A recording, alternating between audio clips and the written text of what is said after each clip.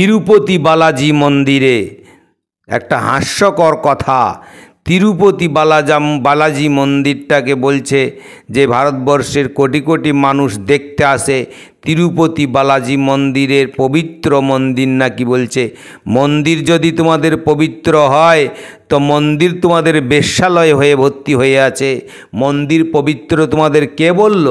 কোন ধর্মে বলেছে তোমাদের মন্দির পবিত্র? যে মন্দিরে বেশ্যাবৃত্তি করা হয় সেই মন্দির আবার পবিত্র হয়? আসিফা 8 বছরের একটা মেয়েকে 7-8 জন মিলে মন্দিরের ভিতরে বেশ্যাবৃত্তি করলে, তোমরা তাকে হত্যা করলে, তোমাকে জঘন্যতম কাজ তোমরা করেছো, সেই মন্দিরকে তোমরা পবিত্র বলতে তোমাদেরকে লজ্জা লাগে না? তিরুপতি বালাজি মন্দিরে নাকি বলছে যে লাড্ডু বিলি করা হয়, সেই লাড্ডুতে নাকি যে প্রসাদ বলছো তোমরা, না প্রচ্ছাপ বলছো না পেচ্ছাপ বলছো বুঝি না কিছু, এই উগ্র হিন্দুত্ববাদীদের মুখে এগুলো সাজে না, মানায় না। এই প্রসাদটা কি নাকি বলছে রয়েছে আপনার নারকেল তেল রয়েছে, সোয়াবিনের তেল রয়েছে। চন্দ্রবাবু নাইডু নাকি এটা অভিযোগ করেছে, ল্যাবে এটা নিয়ে গিয়েছে, গিয়ে বলেছে এই লাড্ডুতে শুয়োরের চর্বি মিশানো রয়েছে আর গরুর চর্বি মিশানো রয়েছে, তাই মন্দির অপবিত্র হয়ে গেল। ছি ছি ছি ছি, এই বুদ্ধিটুকু তোমাদের নাই। তোমরা গরুর দুধ গিলাস গিলাস ঢক ঢক ঢক ঢক করে তোমরা পান করো, তোমাদেরকে লজ্জা লাগে না? গরুর যদি চর্বি থাকলো তো তোমাদের কি আসে যায়?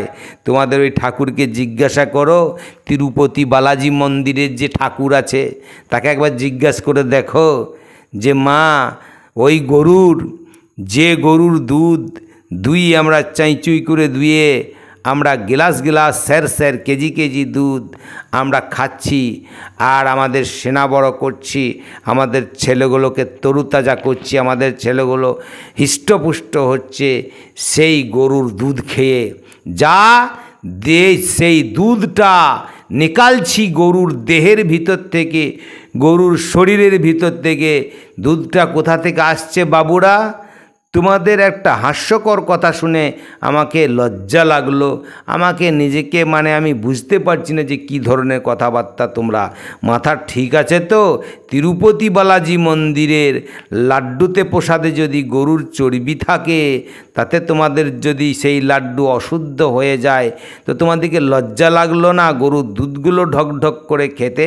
আবার বলছে নাকি ল্যাবে ঘি পাওয়া গেল না, অরিজিনাল গাওয়া ঘি দিয়ে লাড্ডু বানানোর কথা ছিল বালাজি মন্দিরের, কিন্তু তা না বানিয়ে গরুর চর্বি, শুয়োরের চর্বি, সোয়াবিনের তেল আর নারকেল তেল আরও বিভিন্ন ধরনের কোকোনাট, বিভিন্ন ধরনের তেল তুল দিয়ে এটা তৈরি করা হয়েছে। গরুর ঘিটা দেওয়া হয় না। আরে বোকা পাঁঠা, ঘিটা তো সে গরুর দুধে থেকে, ঘিটা তো গরুর চর্বি, সেটা আবার কি? গরুর সমস্ত জিনিস যখন তোমরা বলেছ যে গরুর মাংস খেলে আমাদের শরীর খারাপ হয়ে যায়, গরুর মাংস খেলে তোমরা মার্ডার করো, গরুর মাংস দেখলে তোমরা হত্যা করো, গরুর মাংসর নামে তোমরা মবলিচিং করো, গরুর মাংস নামে তোমরা দাঙ্গা বাঁধাও, তো তোমাদেরকে লজ্জা করার দরকার ছিল।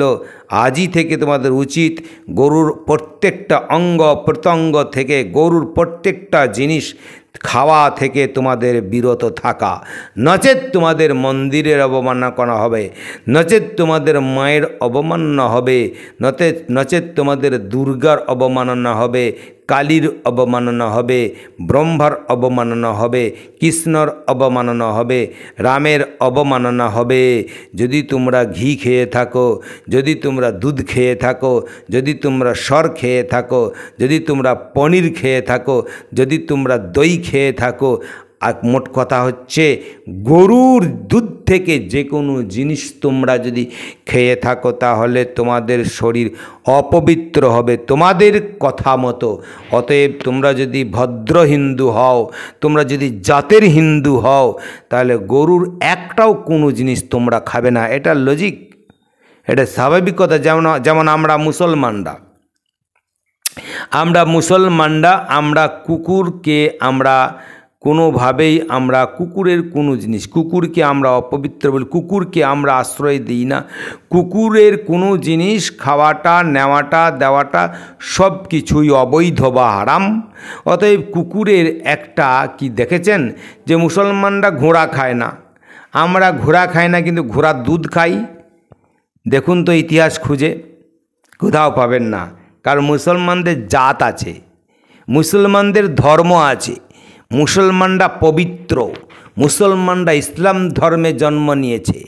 তোমাদের মতো ওই জগা খিচুড়ি যে ধর্মের কোনো মাথা ছাতা নাই, যে ধর্মে তোমাদের বাপ মা নাই, যে ধর্মকে হাতিয়ার করে তোমরা মন্দিরের ভিতরে বেশ্যালয় করো, তোমরা যে ধর্মকে হাতিয়ার করে ব্লিচিং করো, যে ধর্মকে হাতিয়ার করে তোমরা গদি আসন টানবার চেষ্টা করো, যে ধর্মকে হাতিয়ার করে তোমরা হাজার হাজার মসজিদ ভাঙো, হাজার হাজার মাদ্রাসা ভাঙো, মুসলমান নিধনের পরিকল্পনা করো, সেই ধর্মের তোমরা থেকে তোমাদেরকে লজ্জা লাগলো না যে আমাদের বালাজি তিরুপতি মন্দিরের লাড্ডু নাপাক হয়ে গেল?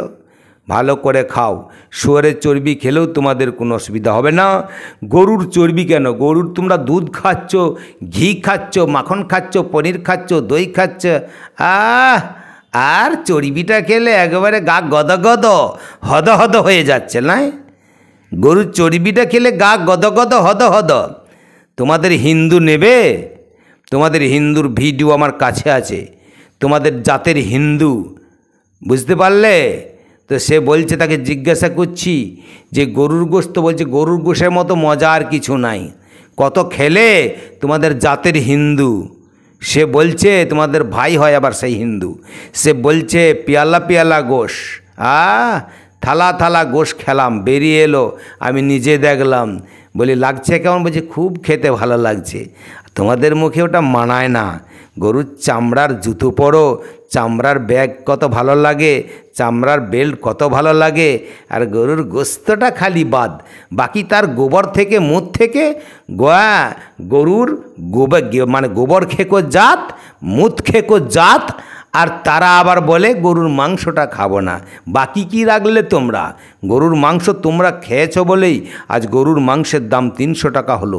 যদি শুধু মুসলমানরা গরুর মাংস খেত না, তাহলে গরুর মাংস এখনও পর্যন্ত 150-র ঊর্ধ্বে উঠত না। অতএব চুরের মুখে রাম রাম মানায় না। এখন আমার কথা হলো, ওই রামগিরিরাজকে ফাঁসির মঞ্চে নিয়ে আসা হোক, এটা আমাদের মুসলিমদের দাবি।